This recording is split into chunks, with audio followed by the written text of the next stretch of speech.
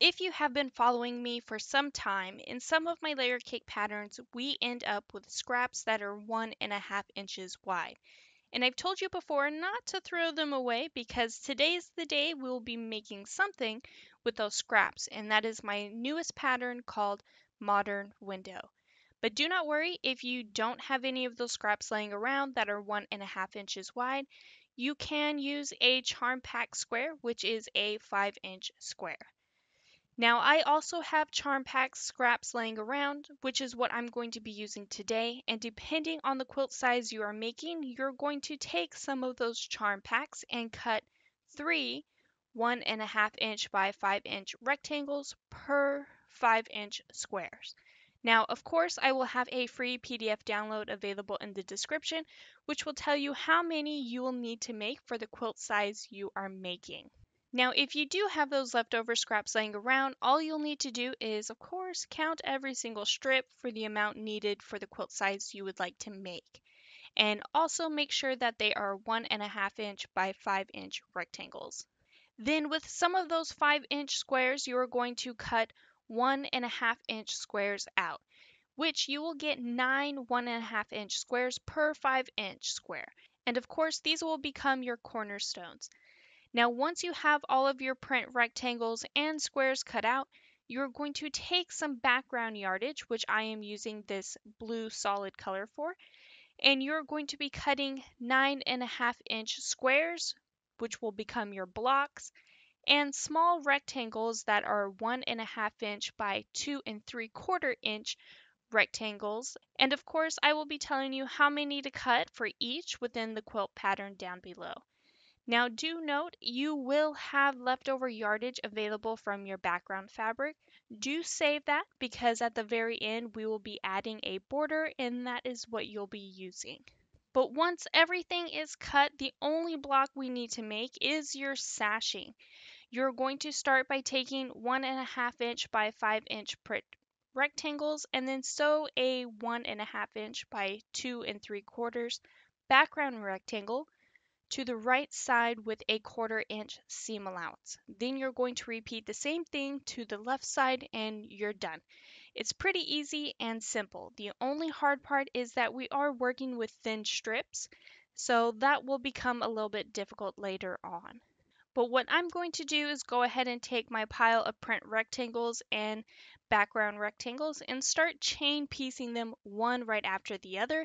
Then I'm going to rotate them around once I finish and chain piece the other side. And this will help build this quilt out pretty quickly.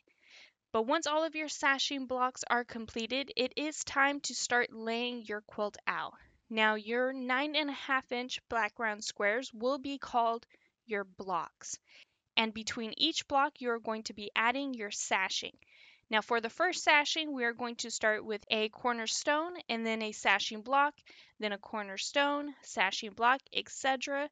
Then for your first row, technically, you're going to start laying your 9.5-inch background quilt blocks and add your sashing going vertically. Then of course you just repeat these steps for the quilt size you are making, and then you're going to sew your blocks and sashing together to form rows, and then lastly sew those rows together to almost complete your quilt top.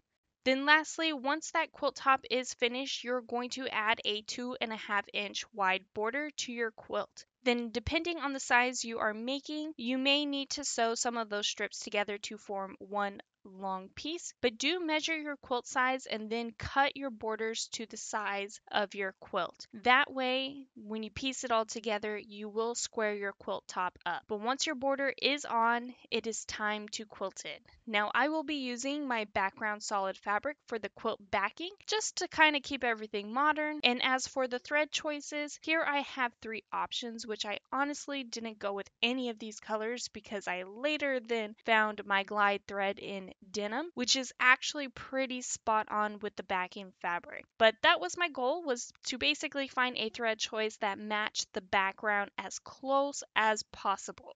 And here it is all quilted out. I went with Karlee Porter's Jetty pattern, which I actually scaled down 50%. So normally it is double the size. And since this pattern is called Modern Window, I thought this pattern was perfect from her because it's kind of like a breeze blowing outside or going through the window, however your imagination may see it. But overall, I really do enjoy it. And a link for her pattern will be down below in the description. I am not sponsored. I just really do enjoy her patterns. Now, confession time, I did make a smaller version for my dogs because I was also actually pretty nervous about making this quilt because I normally do not sew with tiny pieces of fabric. Normally, that is not my jam, but I really wanted to step out of my own comfort zone since I actually really love this quilt pattern. And honestly, I wish I went bigger because I would love to make a larger version later on.